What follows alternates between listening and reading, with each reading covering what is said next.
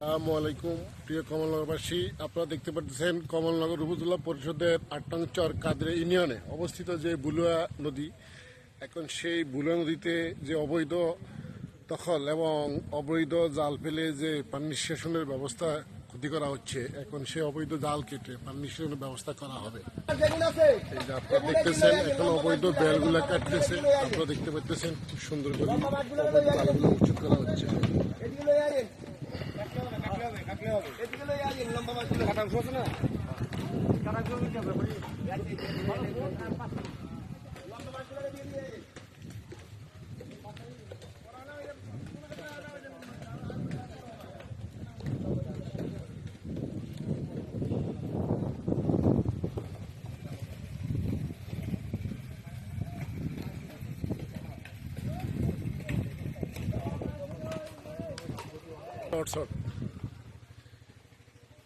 আল্লাহ হাফেজ। আমরা কমলনগর উপজেলা প্রশাসনের কাছে আমাদের একটাই দাবি, এখন যেভাবে সেই বুড়া নদীর অবৈধ জালগুলো দখল উচ্ছেদ করা হচ্ছে, ঠিক তেমনিভাবে যেন আমাদের কমলনগর উপজেলা পরিষদের হেডকোয়ার্টার হাজির বাজার যার জন্য শাখা খাল যেন বাবা অবৈধ দখলগুলো উচ্ছেদ করা হয়। এই বলে বিদায় নিলাম। জি, আসসালামু আলাইকুম।